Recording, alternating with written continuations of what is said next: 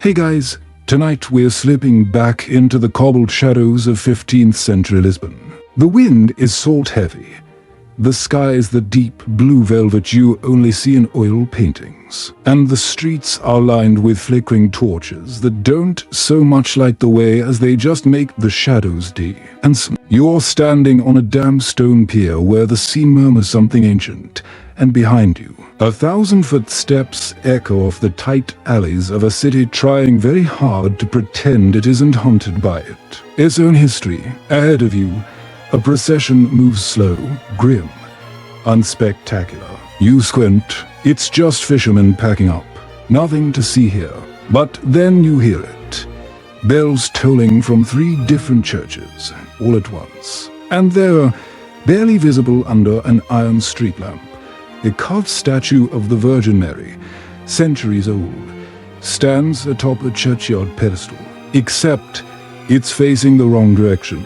It used to face the plaza. Everyone knows that. But now it's turned not by inches, not by vandal hands, but a full quarter circle, gazing not at the faithful or the altar, but directly across the square toward the CERN quarters. You probably won't survive this episode without raising at least one eyebrow.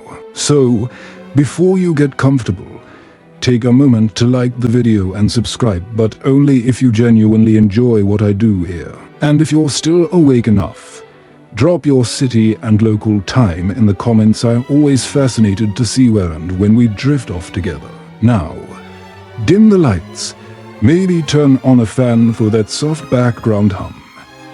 Let's ease into tonight's journey together. You trot uphill past butchers and brewers closing shop, toward a neighborhood called El Fama. It's a tight cluster of limestone houses packed into the city's ribcage, where chimney smoke always smells faintly of both garlic and guilt. There's a tavern here where sailors drink before mass, and a chapel that somehow smells more of mildew than miracles. But tonight, everyone's talking about one thing. Asterisk, a statue turned her head, asterisk. No one saw it move. Of course not. But everyone swears it did. And you are not sure what's more unsettling, the statue's new gaze, or the fact that it seems to have found its mark in a girl no one ever really noticed before. She's standing beside a laundry trough, hands wrinkled, eyes down. Maybe 16, maybe younger. Her skin is dark as the oak beams above the chapel door. Her dress is linen and patched, and her ankles are chained not tightly, but symbolically, as if anyone needed reminding who she belonged to. They call her Maria now, but that's not her name. She arrived on a galley ship out of the Gulf of Guinea 2 years ago. No papers, no baptism, not even a real bill of sale. She was handed over to a Portuguese widow, Dona Violante de Sá, who kept her as part servant, part status symbol, part punching bag, depending on the weather. The neighbors didn't ask many questions. Most slaves in Lisbon at this point were African, pulled from Senegal, Benin, or Congo, and pressed into households where they worked as cooks, nurses, cleaners, and in some cases, less speakable rules. But this girl Maria, or whatever her name really is, had something odd about her. She never begged, never cried, never even answered her given name unless the priest was listening. You follow her through the alley behind the chapel. She stops only to bow ever so slightly toward the Virgin statue. Strange habit. Most of the other enslaved girls avoid that spot. They say it's cursed, or watching, or just too silent. She, however, looks it straight in the face and smiles. By morning, the city will be whispering. One fishmonger swears he saw the whole statue turn like a weather vane. A nun claims the pedestal is cracked now, slightly ajar, and a group of schoolboys are daring each other to touch the statue's feet in exchange for pastries. And then there's the woman herself, Dona Violante, who's decided the statue's movement is a personal insult. Asterisk, it's bad enough I took the girl in. Asterisk, she mutters at market. Asterisk, but now even Our Lady gives me the cold shoulder. Asterisk, there's tension brewing now. Not just between mistress and servant, but across the entire block. A Dominican friar scribbles something in a notebook and locks it in a wooden box. A candle burns all night inside the chapel, since no mass is scheduled. And a boy named Duarte claims he saw the girl talking to the statue where no one was looking. You keep walking, your feet tired, your mind swirling. This isn't just a weird tale for the local gossip mill. Something's shifting. You can feel it. The kind of shift that turns slaves into plaintiffs and saints into evidence. And whether or not the statue really moved, one thing's certain. For the first time, the girl is no longer invisible. You wake up to the sound of church bells again. Only this time, they're ringing a little too fast, a little too eager. The kind of clang that doesn't say mass is starting. It says someone's in trouble. You shuffle toward the square. It's early, but the air is already thick with gossip. You hear words like miracle, heresy, and witchcraft tossed about like breadcrumbs to pigeons. And there, on the church steps, stands Maria barefoot, trembling, but not crying. You get closer. Her face is swollen on one side, red, fresh, her lips split, her cheek welted. Beside her, Dona Violante stands with a wooden cane still slick with rain or something darker. The crowd keeps a safe distance, but no one leaves. Because something about this scene feels wrong in a way they can't explain. Not just cruel, not just brutal, but out of step with everything the Virgin statue ever represented. You might think, well, she's just a servant asterisk. But this is Lisbon in the late 1400s, and things are more complicated than they appear. You see, religion is everywhere, but so are contradictions. You can't walk 10 feet without bumping into a cathedral. But most of those cathedrals are maintained by slave labor. The church preaches mercy, but the economy thrives on trade routes where mercy gets thrown overboard the moment it slows a voyage. Still, even here, in this maze of moral contradictions, something about beating a girl in front of a turning virgin feels like slapping your grandmother at her own birthday party. A friar steps forward. He's older, hunched, with a fringe of white hair and the kind of eyes that have seen too much sin to be impressed by new ones. He doesn't speak, just pulls Maria aside gently. She doesn't resist. That's when the murmurs start. She didn't scream. She bowed to the statue again. She just stood there, like she knew something. Dona Violante yells, of course. Claims she was disciplining her property. Says the girl ruined her robe, broke a goblet. Answered back, but the crowd doesn't look convinced. You don't look convinced, and neither does the man now stepping between them, Friar Tomas, a Dominican with a reputation for stubborn righteousness and a very inconvenient obsession with paperwork. He takes Maria by the arm not forcefully and leads her into the monastery. Behind him, another friar lugs a heavy leather-bound book and a small satchel of scrolls. Now, you may be wondering, how does a slave girl suddenly end up inside a cloister with not one, but two clerics advocating for her? Well, that's the thing. Turns out, Maria was never formally baptized in Portugal, which wouldn't matter, except someone found a faint, water-damaged baptismal record from West Africa, written in Latin and signed clumsily by a rogue Portuguese sailor-turned-missionary.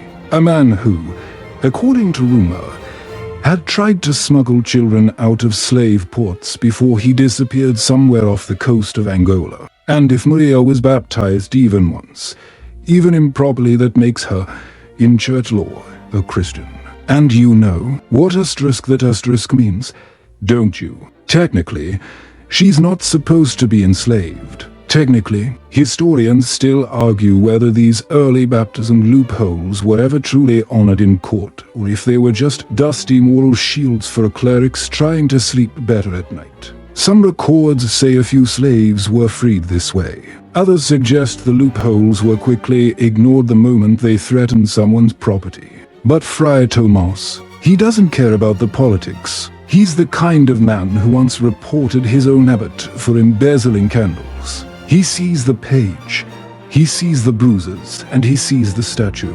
And suddenly, he sees a case. The next day, he sends word to the regional tribunal, technically a traveling magistrate connected to the crown, and requests a formal inquiry. Not a criminal trial. Petition *, which is just polite old world speak for, hey, this girl might legally not be a slave. And the statue just gave us the side eye, can we talk?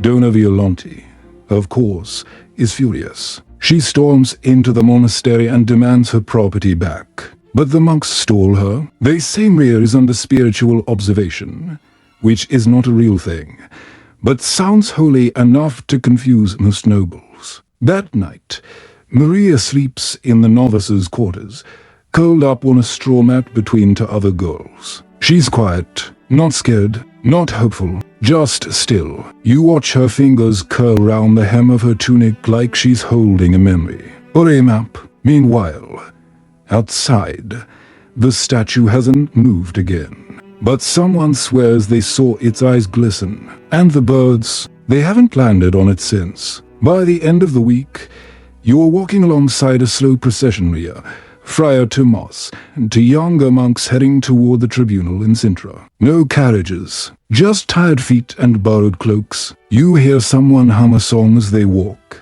a tune with no words, but it carries, low and sure, like a prayer whispered sideways. And for the first time in the entire city, someone says the word out loud. Witness, you reach Sintra just as the fog starts to lift. It clings to the rooftops like a second layer of shingles, making the whole town look like it's been dipped in milk. You can hear horses clop over stone, and somewhere a baker is already slamming dough against a table, but you're not here for pastries. You're following a girl who, until last week, didn't even have a last name. The tribunal is held inside a converted cloister, once a place for quiet prayer, now echoing with parchment rustles and the occasional hiccup from a nervous novice. You enter through a narrow archway, and the first thing you notice is how cold it is. Not just chilly, but that kind of deep, historical cold that seeps through limestone and lingers in your teeth. Maria walks beside Friar Tomas, flanked by his two young grades. Her wrists are no longer bound, but her feet are bare. It's symbolic now. She walks slowly, carefully, like someone balancing a cup of water on her head. You catch her glancing up at the vaulted ceiling, as if expecting the statue to be here too. But this room has no saints, just men. The presiding magistrate is a tall, gaunt man with a beard that looks more like a threat than a fashion choice. He barely glances at Maria as the friars present their case. You watch scrolls unroll, wax seals crack, and Latin spill across the air like too-thick honey. The monks argue that, based on the baptismal document from Africa, Maria should be considered a Christian and thus, under Portuguese law, unenslavable. There's a pause after the argument is made, a long one, and then Dona Violante speaks. Oh, you were hoping she wouldn't show up. Sweet summer child. She arrives in full widow's garb, black veil, black gloves, black soul, and announces that the document is laughably false. She claims that Maria was never baptized, and even if she was, the sacrament was invalid because it wasn't performed under properly blessed supervision. Her voice is shrill and confident. She references 3 legal precedents, all of which favor the rights of slave owners. She waves round a letter of ownership, claims she paid good silver for the girl, throws in a warning about setting dangerous precedents that could unravel society. You might think, surely someone will object, but they don't, because here's the problem with justice in the 1400s. It often depends less on truth and more on who brought more paper. Still, Friar Tomas isn't done. He steps forward and, in the gentlest voice possible, asks that the tribunal investigate not just the baptism but also the statue.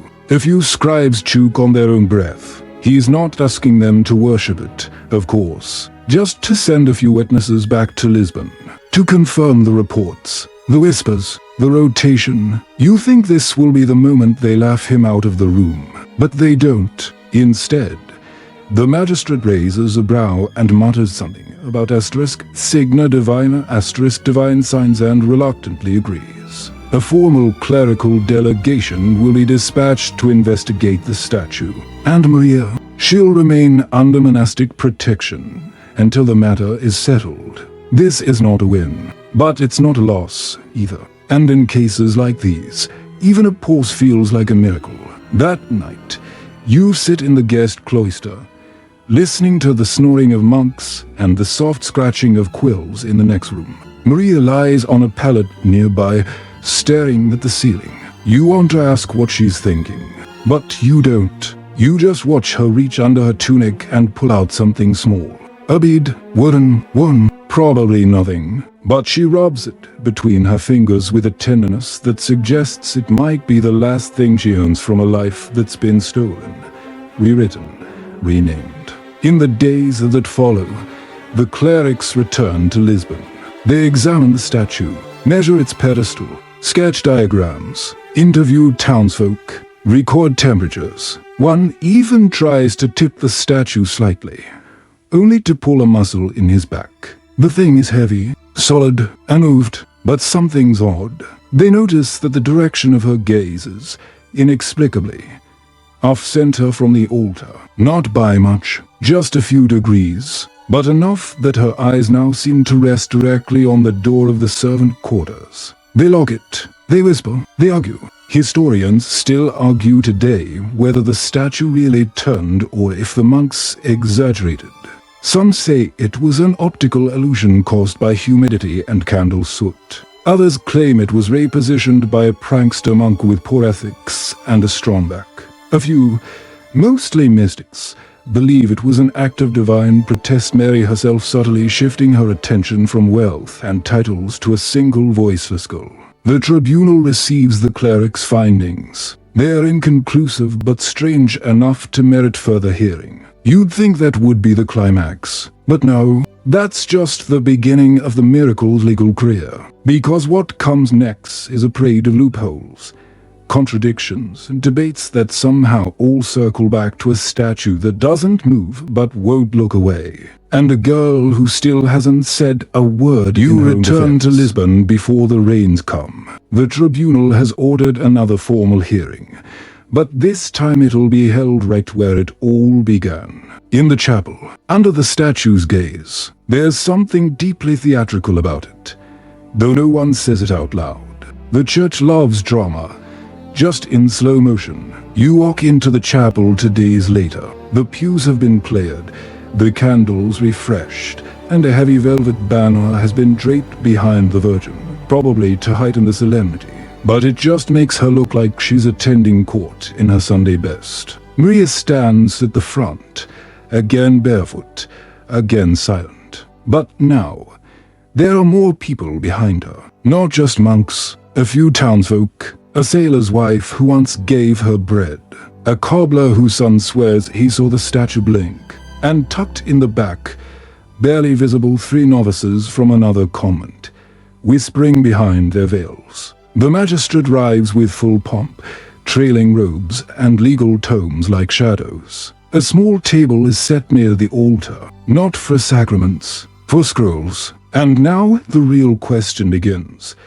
Can an icon testify? No, not in words, but in presence. The court inspects the statue again. The pedestal isn't touched. The base shows no signs of tampering. The entire slab of stone is one uninterrupted chunk, too heavy to move, too well anchored to shift without leaving scars. And yet, the gaze is clearly offset. Measurably, calculably, you listen as a junior scribe presents a diagram comparing old and current sketches of the statue's alignment. They are not dramatically different, but the difference is real. You see, the friar whispers near you. Her line of sight used to rest on the crucifix. Now it stares toward the rear door. Someone mutters, "The servants' corridor." The magistrate frowns. It's not that he believes the statue moved. But he can't disprove it either, and that, in legal terms, is something. Dona Violante, of course, explodes. "This is absurd," she hisses. "We're treating a carved block of wood as a witness. What next, talking doves? Bleeding bread?" You watch her slap her walking cane against the pew with each syllable. She reminds you of a storm that's long since stopped being about the rain and is just all wind now. But the tribunal doesn't shut her down. Not yet. They want more. So, they call on townsfolk. Witnesses. First, an elderly man who once repaired the chapel roof. He swears the statue hadn't been touched in 30 years. Next, a schoolboy, clearly terrified, who claims he watched Maria praying at night alone, always at the base of the statue, whispering something in a language he didn't know. Probably curses. Dona Violante spits. Then, the cobbler, who admits he didn't believe anything until his dog stopped barking at the statue after the alleged turn. He's laughed out of the chamber. And then comes the nun. Her name is Sister Beatrice. She's young, barely 20. But she speaks with a tremor that suggests truth, not performance. She says she came to the chapel 3 nights after the incident. She prayed, like always, from the pew near the back. And when she looked up just casually, no expectation, she felt the statue's eyes land on her like warm hands. Not judging, not angry, just present. It was looking toward the girl, she whispers. Not the altar, not the crucifix, just her. And here's where the temperature in the room changes. Because belief is sticky.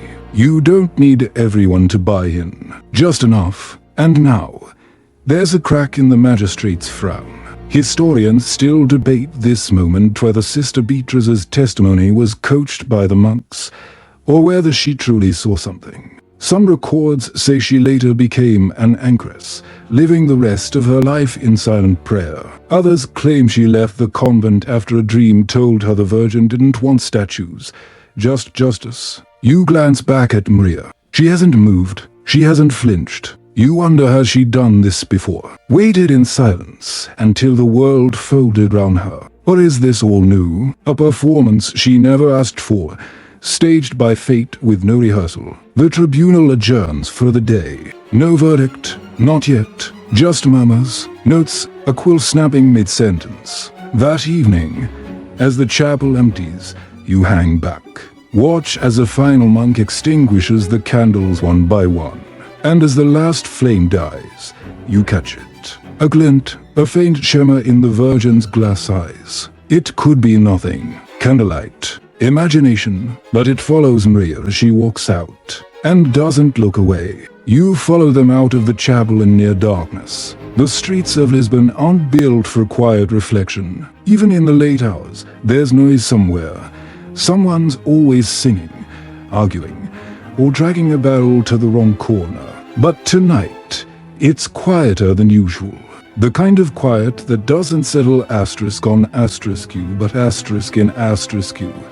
Like someone just closed a heavy book mid-sentence. Maria walks ahead, flanked by 2 monks and a lantern. Her silhouette sways gently with each barefoot step. You notice she's carrying something now, a folded linen bundle, clasped to her chest. A gift, a relic, a decoy, you'll never know. She doesn't look back.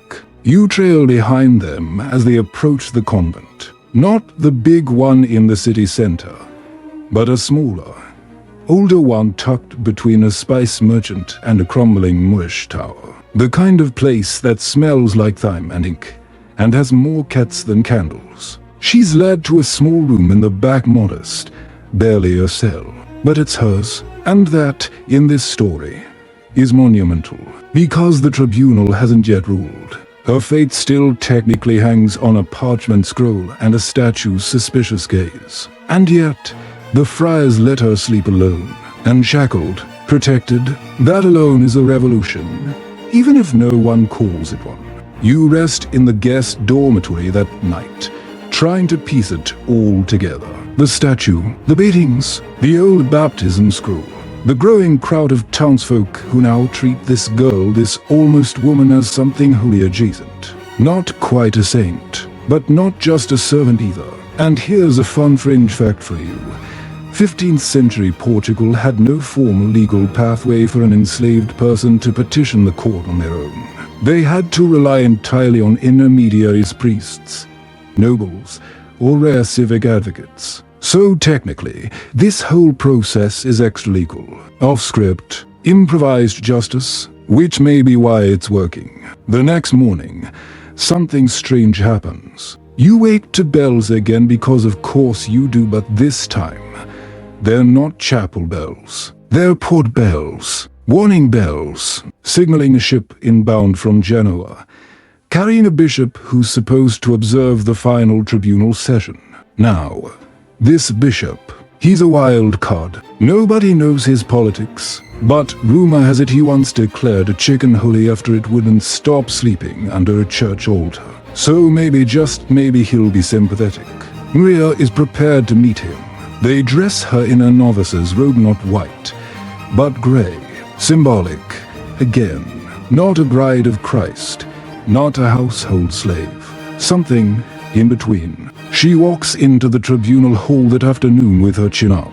Not defiant, but different. Like someone who's remembered the ending of a song she hasn't sung in years. And the hall, packed. Not just scribes and friars now. Nobles, artisans, women from the market. 3 dock workers on break. A boy with a crutch. Everyone wants to see what happens when an invisible girl is dragged into the light and doesn't blink. The bishop arrives, flanked by aides, dressed in layers so thick he creaks. He nods at the magistrate, doesn't nod at Donna Violante. That's a good sign. And then the hearing begins. This time, it's different, because today, the tribunal reads aloud the official church inquiry on the statue.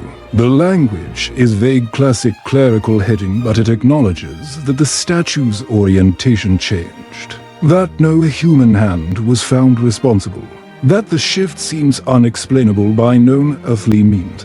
Boom. The room doesn't gasp, exactly, but it exhales, like a held breath finally escaping.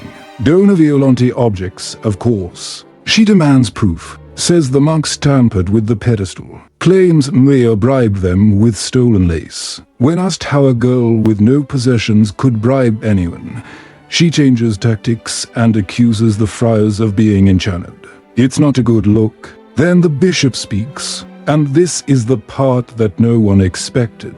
He asks to speak not as a bishop, but as a man. He tells a story about a child he once met on the streets of Naples, dark-skinned and named, whipped for stealing bread, even though the child never touched it. He says he remembers that boy's eyes more than any prayer he ever recited. And then he looks at Maria and says, I recognize that gaze. It's not legal, it's not binding, but it breaks something in the room, because suddenly, the tribunal isn't about law anymore. It's about memory, conscience, and the haunting possibility that a statue might have turned simply because no one else would. Maria is asked to stand. She does. She's asked if she has anything to say. She doesn't. Instead, she steps forward and folds the linen bundle and reveals what's inside. A small wooden cross, hand-carved, burnt at the base, as if rescued from a fire. She lays it gently at the foot of the bishop's chair, and in that moment silent, barefoot, offering nothing but memory, she says, more than any witness ever could. The magistrate stares, the bishop nods, and outside, for the first time in days, it begins to rain. You stay seated long after the hearing ends. Rain taps against the stained glass windows like 1,000 timid knuckles. No one dares speak. Not yet. Not while the tribunal scribes are still waiting. Not while the bishop is still holding that charred wooden cross like it might whisper something only he can hear. And Maria, she hasn't moved. She stands near the altar, no longer center stage, but not yet dismissed. As if she's waiting for some unseen cue. Maybe for justice. Maybe just for the rain to stop. The magistrate clears his throat. His voice is flat, formal, but it doesn't shake. He reads from a prepared script. though you can tell it was edited hastily, ink still wet in some corners. The verdict comes into parts, because nothing is ever simple in a court with robes and candles. Part 1.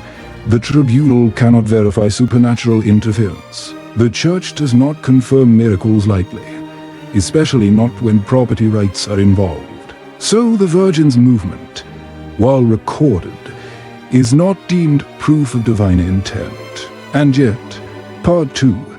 The baptismal document is recognized as legitimate. The fact that Maria was baptized regardless of geography or station grants her Christian status under current ecclesiastical law. And that status, according to a seldom-invoked clause in the Royal Edict of 1449, renders her ineligible for enslavement on Iberian soil. The tribunal rules in her favor. Maria is free. A soft gasp, a few gasps, and then nothing. The room doesn't erupt. It falls, as if everyone just watched a rope go slack that they hadn't realized was wrapped round their chests. Dona Violante storms out, muttering about Rome and corruption and selling the statue to smugglers. The bishop places the wooden cross on the altar and says, almost absently, "Let her keep the robe."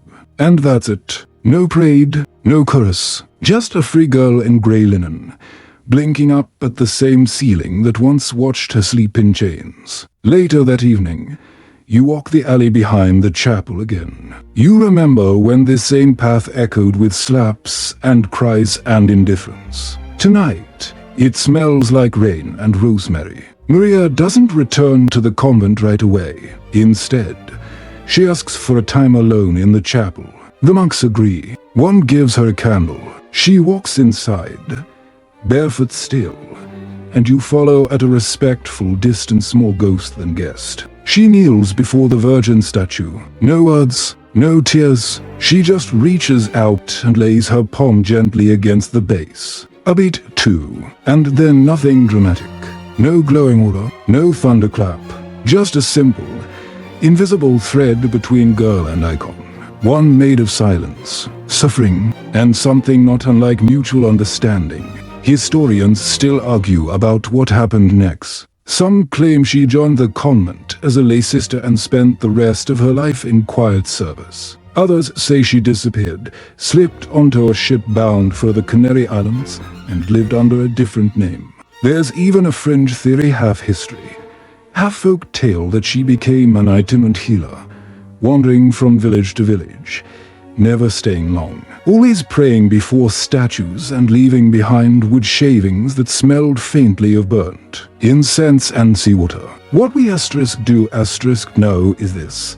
A single figure was added to the convent's fresco 2 years later. A woman in grey, kneeling, no face, just a posture, and over time, people stopped calling her Maria. They called her Aquila Q Foivista, asterisk she. Who has seen asterisk? You walk the city after that, past butcher shops, baker stalls, and sailors arguing over lost cargo. Life picks up again, as it always does. The world moves on, but something subtle has shifted. A merchant now lights a candle by the statue each morning. A priest adds her name, her asterisk, real asterisk name, to the prayer rules. Children dare each other to stand in her spot and not blink. And you stopped by the statue one last time. It hasn't moved, not since that day. But now it wears a faint streak of candle wax down one side, almost like a tear. Maybe it was wax, maybe not. You leave the convent behind just as the bells toll terse mid-morning prayers and the city begins to wake in earnest. Lisbon never really sleeps, of course. It just simmers quietly until the heat of the day calls everything to boil again. Fishmongers shout over crates. Horses clatter over stones slick with rain. Children chase each other barefoot, dodging merchants and their miscounted blessings. You pass Dona Violante's home. Or rather, what's left of her reputation. Since the tribunal's ruling, she's become a cautionary tale, a quiet scandal, the kind people whisper about while pretending not to gossip. The woman who lost her slave not to theft or rebellion, but to a statue with attitude. You'd think that'd shame her, but no, She's already petitioning to appeal the decision, claiming the tribunal was misled by hysteria, that she's a victim of superstition and clerical manipulation. She's trying to drag the case higher into royal court, or maybe Rome if she can afford the postage. But the town doesn't seem to care, because while the court's parchment dried and the ink set, something else took root in the cracks of Alfama, a story. One that travels faster than decrees and sticks deeper than facts. A story about a girl who stared at a statue and the statue stared back. You stop by the chapel again. This time, the doors are open wide. The floor has been swept. The candles are new, and the Virgin still turned. No one's tried to shift her back. There are no guards, no ropes, just an unspoken agreement. Let her face where she chooses. It's a peculiar kind of respect, the kind that comes not from theology, but from the fear that something might notice if you interfere. A group of young girls sits near the front pew. They're whispering, scribbling something in a shared notebook. You edge closer, pretend to tie your shoe, and peek. They're sketching the statue, and beside it a girl in gray. The resemblance is subtle, just posture and hands, but unmistakable. You smile, because that's how these things begin. Not with laws or miracles, but with someone deciding a person matters enough to draw. Further uptown, in the scriptorium of a minor monastery, a copyist named Estavo receives a request. He's to transcribe the tribunal's ruling and make 3 copies, one for the bishop, one for the convent, and one for a public record. He reads the account, eyes narrowing at the line describing the statue's turn. He hesitates, then makes a note in the margin, asterisk inexplicabilis motio ocularis asterisk. Unexplainable ocular motion. That phrase will be quoted for centuries, often mockingly, sometimes reverently, always with that same mixture of curiosity and caution that follows anything the church won't quite confirm, but also won't deny. You visit the market next. The vendors are back to selling figs and fish and improbably shaped cheeses. But one woman older, sharp-eyed, has added a new item to her stall. A simple wooden carving. A girl in robes, standing before a statue. The details rough, but the energy's there. And it's selling. I call it the noticing, she says, when you ask. You ask why. Because that's what happened, right? She shrugs. Someone noticed her. Finally, the name sticks. Within weeks, street singers are adding verses to an old folk tune, one that had nothing to do with miracles. But now it ends with a line, asterisk, and Mary turned her eyes to the girl without shoes, asterisk. Of course, some people hate it. Clergy warn against idolizing events not sanctioned by Rome. One nobleman even commissions a counter-statue, where the Virgin gazes resolutely forward, unflinching, unimpressed. It doesn't catch on, because something about this tale, true or twisted, feels better than what they had before. Less polished, more human. Historians still bicker. Some claim the tribunal was under pressure from an anti-slavery faction gaining traction in Coimbra. Others say the monks planted the baptismal scroll years earlier, waiting for the right moment. A few argue the girl's real name was Annika, not Maria, and that her lineage connects to a royal African family who traded salt and souls in equal measure. But none of that's in the court records. All that's there are 3 key phrases. 1. Asterisk baptizator ante adventum, asterisk baptized before arrival. 2. Asterisk status Christianus prestat libertatem, asterisk Christian status affords liberty. 3. Asterisk iconem swan convitus fidentia, asterisk the icon appears to have turned. You write those down, because later, maybe years from now, you'll want to tell someone this story, and you'll want to get the words just right. You find yourself drifting into the quieter parts of Lisbon, where the streets narrow and the shadows speak louder than the people. These aren't the grand avenues where nobles parade their silk and titles. This is the side of the city where cracked tiles tell more stories than confessionals ever could. You pass a boy playing with a wooden hoop. He stops to stare at you, then nods toward the convent. They say she made it blink. He says, then runs off before you can ask who she is. Everyone knows who he means. Maria Annika, the girl, the witness, the once slave, now the subject of sermons, of sketches, of arguments. She's become what no one asked her to be, a symbol. And symbols, as you know, are complicated things. Back inside the convent, something curious has been happening. The novice sisters have begun treating Maria differently. Not unkindly, just carefully, like a relic they're not sure they're allowed to touch. One offers her extra bread.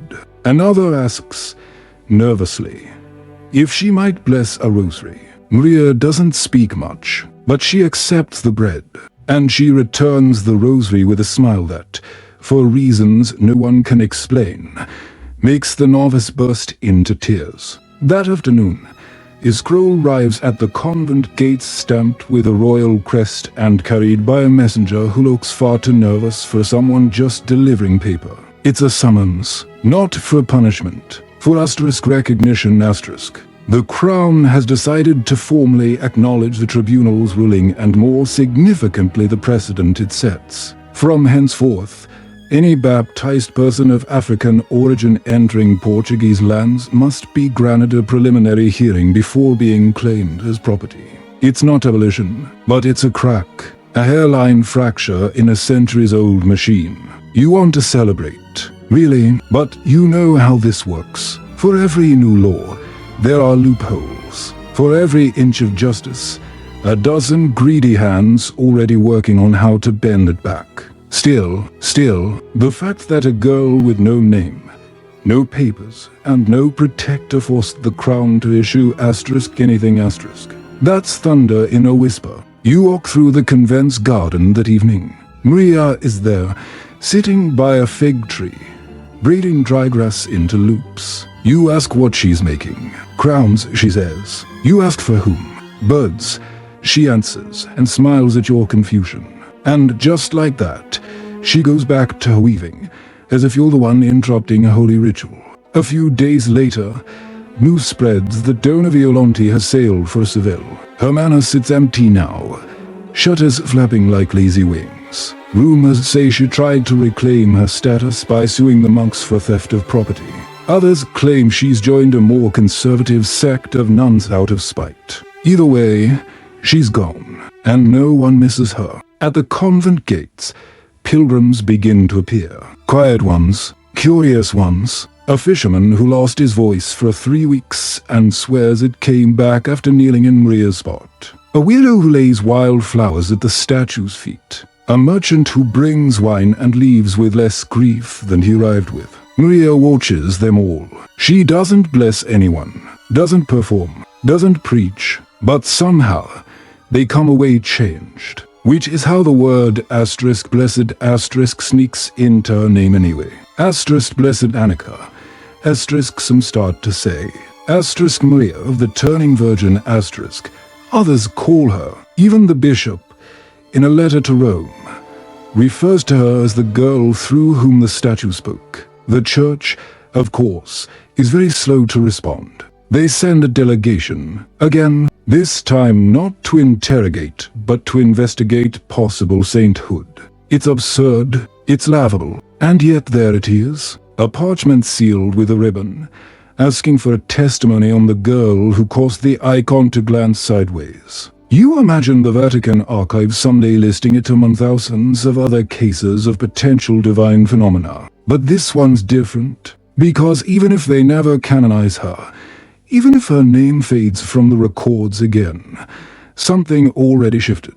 And no bureaucrat, no cardinal, no clever redaction can make that statue look forward again. Later that night, you sneak back into the chapel, just for a minute, just to see, and there she is, Maria, not praying, just sitting, the Virgin statue above her, tilted still, unmoved since the day it mattered.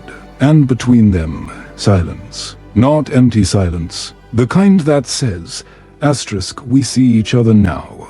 The seasons shift. Lisbon moves on, like it always does. Ships come and go, bringing pepper, salt, silk, and people.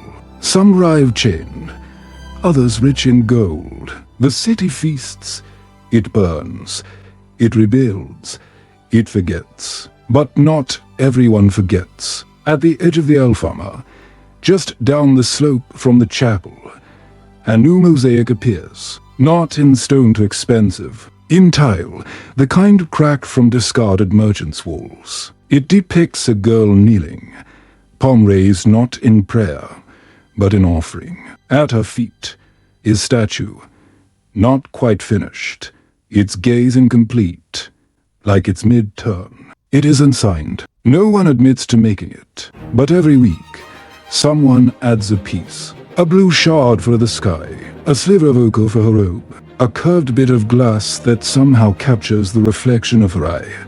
Even though the real one never looked away, it becomes a quiet ritual, unofficial, organic, just like the verdict that started it all.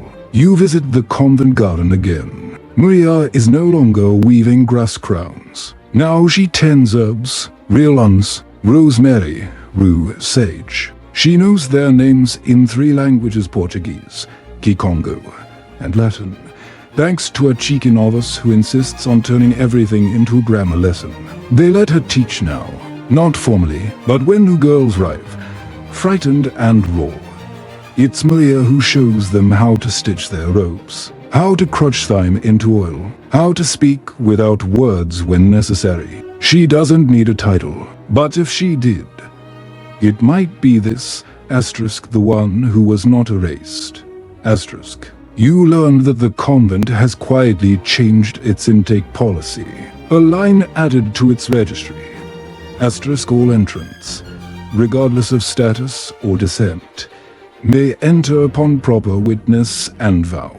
Asterisk, it doesn't sound revolutionary, but it is, because in the past, status meant whiteness, land, a last name. Now, it just means asterisk, show us who you are, asterisk. Historians will later debate whether this entry clause was connected to Maria. Some say yes, others say it was already happening. A few say the whole tribunal was a fluke, a collision of bureaucracy, sentiment, and unusually dramatic architecture. But the nuns know. They know the girl who made them rewrite their rules never asked for rules at all. And that's what makes it stick. One day, the French painter comes to visit. Not a famous one, just ambitious. He hears the tale and insists on painting the statue, the girl, the miracle. But he gets it wrong. He makes the Virgin glow, gives Maria wings, adds a dove for some reason. When he unveils the canvas, the convent is polite. But Maria, she just laughs. A quiet, warm laugh that makes 3 novices snort behind their hands. I don't need wings, she says softly. I just needed asterisk not to be invisible asterisk. The painter takes the canvas back, starts again. This time, he paints her hands wrinkled, stained, strong. The rest of the body fades into abstraction. Only the hands stay clear. He titles it, asterisk, to be held without chains, asterisk. It gets hung in a library in Coimbra, forgotten for decades, rediscovered, and then, believe it or not, featured in a traveling exhibit called asterisk Unsung Icons of Iberia, asterisk. You don't get to see it, but you read the plaque. It simply says, greater than. Depiction inspired by the 15th century tribunal of Maria of Alfama, whose freedom was declared after an unexplained shift in the gaze of a statue. Believed by some to be miraculous, believed by others to be justice's first wink. Back in Lisbon, a new generation of girls scrubs the chapel floors, lights the candles, listens to the seagulls scream outside. One of them asks, is it true the statue moved? And Maria, older now, but not old, replies, does it matter if it didn't? She looks at the statue, still turned, and adds, you saw what happened after. Because maybe the miracle wasn't the movement. Maybe the miracle was that people noticed. Maybe the miracle was asterisk the hearing that wasn't laughed out of the room, asterisk. Maybe the miracle was asterisk a voice granted without sound, asterisk. Or maybe, just maybe, it was a city, for one brief moment, remembering that mercy doesn't need proof to be valid. You sit quietly beside Maria, just for a while.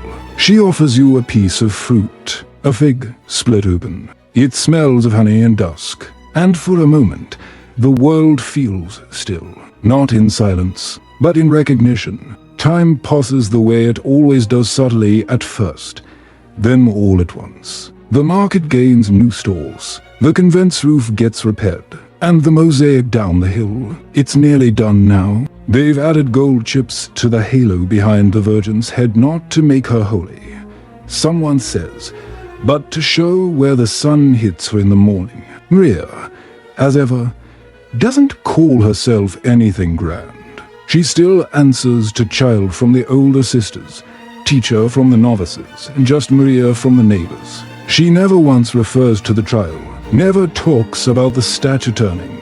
If someone presses her, she smiles and changes the subject. But others talk. Oh, do they talk? A printer from Porto publishes a chapbook, *The Turning Virgin of Alfama*. It includes a dramatic woodcut of the statue mid-twirl, Maria kneeling with light beaming from her fingertips like a choir of comets. It's wildly inaccurate and very popular. The church officially condemns it. Sales triple overnight. Meanwhile, across the Tagus River, sailors build a tiny shrine on a cliff. No statue, just a flat stone with "She was seen" carved into it. Every sailor who passes leaves a trinket, scraps of sailcloth, fish bones, old coins. One even leaves a locket with no portrait inside. When asked why, he says, because someone finally saw what wasn't drawn. Back at the convent, something quietly revolutionary happens. A girl arrives, dark-skinned, limping, alone. The gatekeeper starts the usual questions: name, family, dowry status, but before the form is filled, Maria steps forward. "Let her eat first," she says. The sisters blink, but they listen.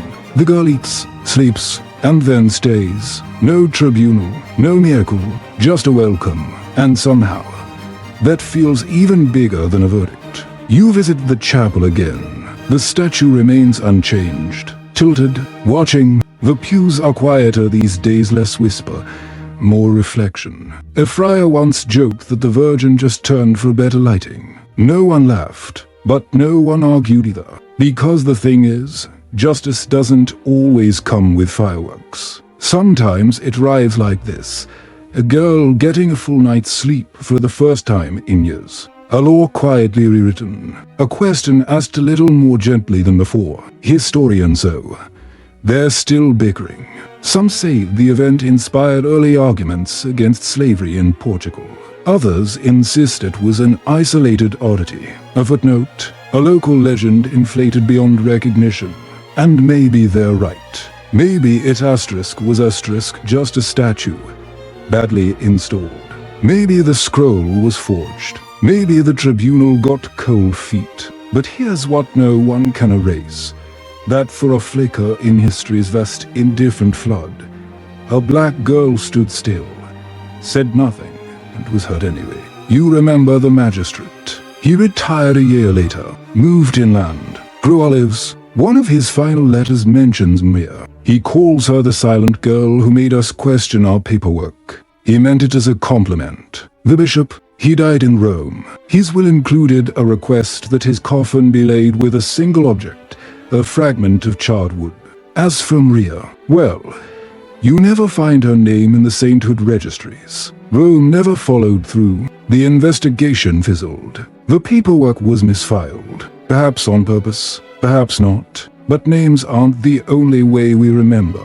Sometimes we remember through shifts, through new habits, through the way people pause at a statue and glance just slightly left, like waiting for something to stir.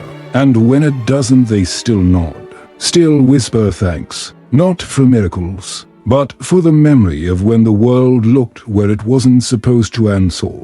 It's late summer now, the stone streets wet, the figs droop, even the convent cats move slower, draped like living punctuation marks across window sills. And you wander, as you always do, tracing footsteps that once led from certain quarters to courtroom to cloister. But something's changed. You can feel it in the way people speak Maria's name. Not with her anymore.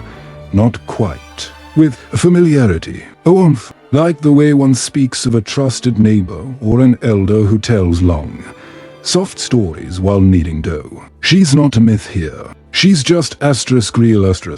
One morning, you find her by the river, standing ankle-deep in the shallows with her skirts pulled up and a basket in hand. She's helping a younger girl practice the art of washing without losing your fingers to the current. There's laughter, splashing, even a curse word or two, which earns a mock glare from a nearby nun. You watch them, and you realize the miracle isn't over.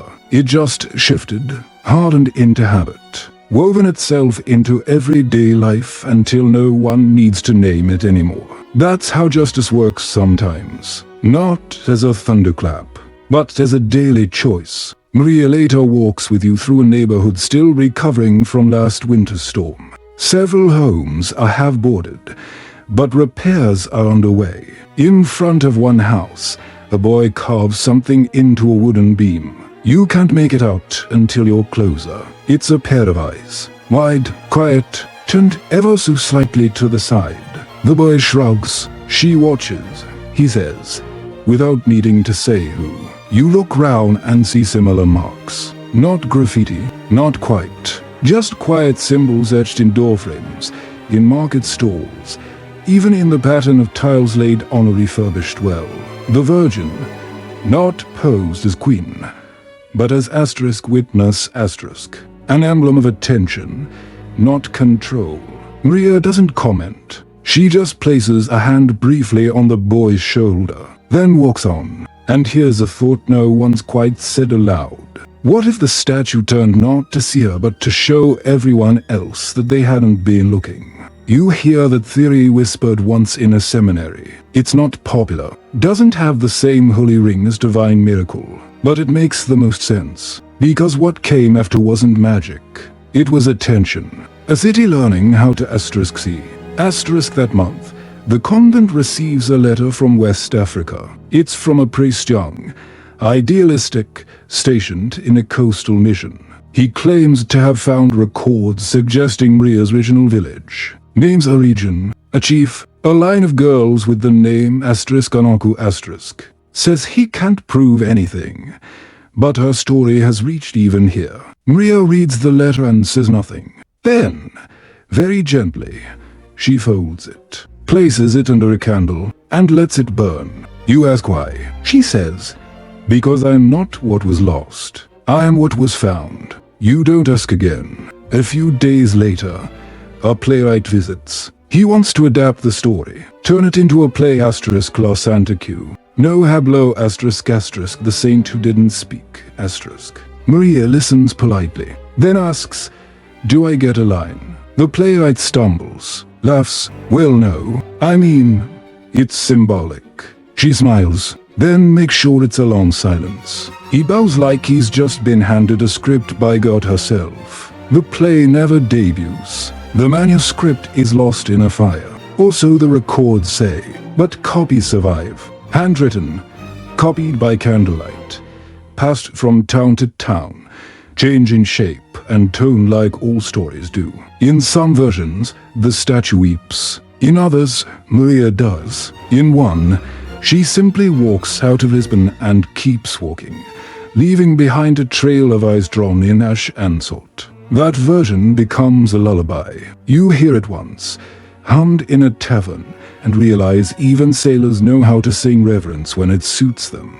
It ends with this line, greater than. She walked where eyes refused to turn until the stone turned first.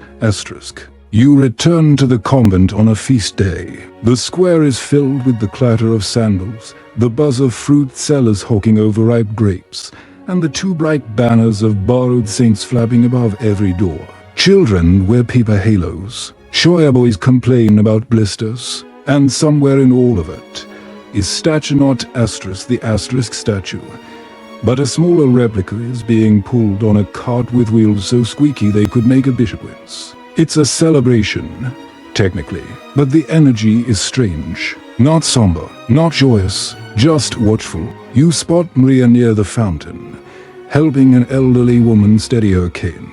She doesn't wear a halo, doesn't carry a candle, just her usual grey robe, patched at the elbow, dusted with flour from this morning's baking. When she finishes, she notices you watching. Feast days are strange, she says, sipping from a wooden cup. How so, you ask? They remind people to remember things they only just forgot. You nod. Then, are you glad they made the statue? She shrugs. They always do, eventually. Later, the cart rolls past the convent. Children cheer.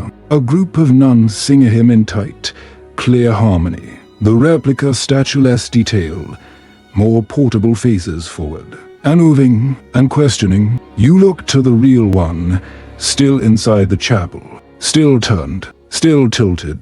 You wonder how long they'll leave her like that, or if someday someone will try to correct her, turn her back, center her properly. Maybe they will, but maybe by then the lesson will already be too deeply etched into habit to undo. In the weeks that follow, more changes ripple outward. You hear of a merchant in Porto who manumates two young boys after reading a pamphlet about Maria. He doesn't claim it was justice, just says he couldn't unsee it. You hear of a convent in Galicia now accepting girls of African descent without the usual conditional clauses. They cite a model established in Lisbon. A model, that's what she's become. Not a miracle. A method. Maria doesn't react when she hears this. She just gardens longer, teaches more, sleeps better, and one night, during Vespers, she does something no one expected. She speaks, only once, just a few words, said aloud during a reading. The passage was from the Gospel of John, and the light shone in the darkness, and the darkness did not comprehend it. And Maria, very softly, said, greater than. But we did, that's all. No one corrects her, no one flinches, because even the priest knew. That wasn't a disruption. That was a footnote in the shape of a declaration. After that, more girls speak up. Gently, hesitantly, their stories trickle out like spring after drought have lost names. The bruises they couldn't explain. The prayers no one answered until one day, his statue turned. You learn, in time, that Maria begins keeping a journal. Not for herself, for them. Every girl who enters the convent now has the chance to speak, if she wants. To dictate her story, or just her name. Maria writes it all in a ledger bound with old wax linen, and a single word carved into the cover. Vistas the scene. No gold leaf, no holy seals, just ink and memory. You read it once. One entry simply says, greater than they tried not to see me. But stone doesn't lie. You close the book gently, and outside the scriptorium window, the statue shadow stretches a little farther than it used to. The years go softer after that. Not easier, not cleaner, just softer, like a blade dulled not by disuse, but by constant, careful carving. The kind of life that rounds out even the harshest corners. Maria grows older, though no one quite knows her age. Some say she was 16 when the trial happened. Others swear she was younger. She never confirms either way. She doesn't need to. Her days become rhythm. Chapel, garden, teaching, stitching, listening. Always listening. To girls with cracked voices. To novices who cry during their first month. To widows who wander in and forget why they came. She never turns anyone away, and somehow, that quiet welcome becomes contagious. The convent itself begins shifting not in doctrine, but in tone. More open, less rigid. A novice once jokes that the Virgin didn't just turn her head, she tilted the whole building. Everyone laughs a little too knowingly. You begin to see it elsewhere too. A merchant guild adds a clause allowing servants to appeal harsh treatment through ecclesiastical channels. A school begins teaching African languages alongside Latin. Even the scribes, those ink-stained gatekeepers of official memory, begin leaving margins wider than they used to. For asterisk notes asterisk, they say, but you know the truth. It's for things they expect to forget, and now try not to. One day, Maria is invited to speak at a gathering of nuns from across the region. Not a formal event, more of a shared meal and storytelling circle. She's handed a seat of honor. She declines, sits on a bench instead. They ask her to speak. Again, she doesn't. But she reaches into her sleeve and pulls out a tiny scroll. Not a sermon, not a speech, a list of names. Dozens of them. Girls who had no entry in any record until they told Maria. She reads each one aloud, slowly, clearly, as if each syllable is a candle being lit. When she finishes, she says, greater than. Now they've been said, and someone heard, greater than. That's enough. One of the nuns, older, with a voice like rusted bell, starts crying. Says she hasn't heard her asterisk mother's name since childhood. Asks to add it to the scroll. Maria nods. That's how the list grows. It becomes a book, and then a tradition. Not scripture, not canon, just a gathering of names that were nearly never said. Years pass, the city changes, a new bishop comes. Young, ambitious, eager to modernize. He orders the Virgin statue rotated back to its proper orientation. You'd think the convent would protest, but they don't. They simply allow it. Let the workmen come. Let them push and grunt and sweat until finally, at great effort, the statue is turned to face forward once more. The workers leave. The bishop visits. Pleased, he offers a blessing, leaves, and 3 days later, a tremor hits Lisbon. Nothing catastrophic, just enough to unsettle foundations. The Virgin statue slips a quarter-inch, back to her previous angle. No one says a word. No one fixes it. It becomes a joke, a quiet one, the kind only old nuns tell over lentils. You can turn her, greater than, but she turns back. You walk the garden with Maria not long after. She pauses by a bench, breathes. Do you think they'll remember me? She asks. You start to answer, something about legends and history and courts. But she shakes her head. I don't mean the story. I mean asterisk me, asterisk. Before all this, you realize you don't know. You never asked, and maybe that's the point. Because the statue turned asterisk toward asterisk her. Yes, but it never said her name. Only she could do that. She sits quietly, hands folded, a beetle crawling across her sandal. After a while, she says, I think I'll plant fig trees. You smile. For fruit, she shrugs. For shade, autumn comes. It brings with it quieter winds, softer colors, and the kind of twilight that stretches the city into something hushed and half-sacred. You walk the same paths you've always walked down past the market, up toward the convent, then round the chapel side where the moss has begun to trace ivy-like patterns along the stone. You pause, look up. The Virgin still leans ever so slightly to the left. No one's touched her. Even the new bishop pretends not to notice. Maria is in the garden, as usual. But now, she moves slower. Not with pain, just with consideration. Like each step is a word in a poem, and she's not in a rush to finish the verse. The novices bring her stories, gossip, questions about theology and botany and boys they'll never meet. She listens to each one, nodding, as if the act of listening is a craft all its own. One of them, a girl with a stem and hands too big for her sleeves, asks the question out loud. Greater than will you die here? Maria chuckles. I suppose that depends on whether I'm finished. The girl tilts her head. Finished what? Maria doesn't answer, just points to the garden. The fig trees she planted years ago are finally bearing fruit.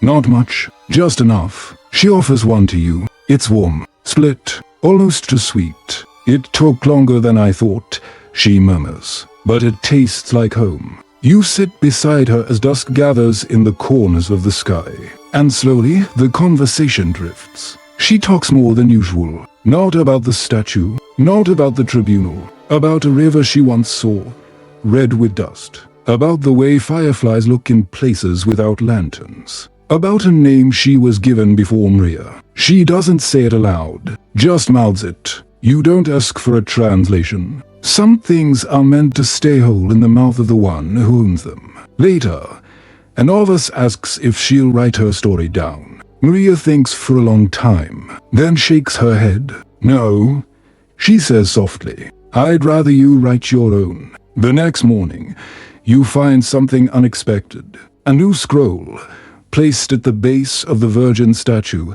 not sealed, not hidden, just resting. It's not from Maria. It's from one of the girls. Inside, a list of names, written in shaky, awkward script. Each one followed by a line, greater than she saw me. More names are added over the weeks. Not all from the convent. Some come from sailors, from widows, from boys who never forgot how she taught them to read fish scales like scripture, and eventually one from a bishop. Just his first name, just the word, asterisk scene. Asterisk you come back weeks later. The scroll is gone, replaced by a small wooden box. Inside, blank paper and a quill, because you realize this isn't a relic. It's an invitation. No one guards it. No one edits it. It simply waits, just like Maria once did. And every time someone writes a name, every time someone leaves a line however shaky, however half-formed, it's like turning your head slightly to the side and finally noticing the person who was always sitting just at the edge of your vision. And that's the miracle now. Not a statue, not a courtroom, not even a name etched in history. But this, that someone looks, and someone sees, and someone, gently, without fanfare, decides that seeing is asterisk enough to change something. Asterisk. The last time you see her, it's nearly winter. The fig trees have gone bare, their branches stretching like bony hands toward a grey sky that refuses to rain, but also refuses to clear. The convent is quieter now. Many of the younger girls have gone home for the season, and the older sisters move about with the creaking grace of old floorboards. You feel the cold in your joints before you see it on the windows. Maria sits near the chapel, bundled in layers of linen and wool, mending the novice's robe with the same calm rhythm she used for planting, teaching, listening. You join her, wordlessly. She looks over, eyes soft. I thought you'd stopped coming. You shrug. I didn't know if there was anything left to see. She smiles at that. There always is. For a while, the two of you sit in the hush. You hear birds, mind the soft scratching of thread through cloth, and beneath it all the stone-heavy silence of the Virgin, still watching, still angled, still impossibly steadfast. Maria speaks again. I dream sometimes that she turned back. You glance toward the statue, but when I wake, she continues, I remember, she didn't need to turn twice. She finishes the last stitch, ties it off, places the robe on her lap and rests her hands on it, reverently, like it's sacred text. You ask her, softly, did you ever forgive her? She looks puzzled. Forgive who? You nod toward the statue. Maria looks at the Virgin for a long time, then says, she didn't save me. Another pause. She just made it harder to ignore me. And somehow, that's enough. You think about everything that followed. The tribunal, the strolls, the mosaic, the list of names, the girls who now speak without fear. The fact that, in one tiny corner of the world, attention has become a form of faith. And you know the story isn't ending. Not really. Maria doesn't need a gravestone. She has fig trees, a dozen names in a dozen handwritings, a statue that refuses to face forward, and a city that, once blind, now tilts ever so slightly towards seeing. Later that night, you visit the chapel alone. You stand before the statue. It's smaller than you remember, but its presence, just as weighty. You kneel, not out of reverence, out of respect, and you whisper not a prayer, just a name, not Maria, the one she never told anyone. And as you rise, you see the offering box beside the scroll. Someone has left a new entry, a child's handwriting. Wally, determined, my name is still mine. Below it, greater than I was seen. You exhale. The wind outside howls gently, like it's humming a lullaby only statues and fig trees know. So now, here we are. The story has softened into silence, and the edges have dulled like sea glass still shimmering, but no longer sharp. Your mind, once alert to the sounds of tribunals, whispers, and shifting statues, now finds itself gently drifting. You remember the girl Maria, Anaku, she who was seen and realized that her victory was never just the ruling. It was the unfolding. Each glance, each pause, each shift of a stone figure too heavy for men to move. And somewhere in your own day, perhaps, you felt it too. A moment where the world turned not in a blaze, not in a trumpet call but in a whisper, a tilt, a glance, and that glance was for you. So you lie back now. Let the story settle. Let your breathing grow slower. Think of fig trees, how long they take to bloom, how soft their fruit is when it's finally ready. Think of rain that comes when no one's watching. Think of statues that don't need to speak, because someone finally listened. You're safe. The trial is over. The garden is tended. The names have been remembered. You can rest now, knowing that even the quietest truths when seen can take root and bloom. ***, end of script. Sweet dreams, ***.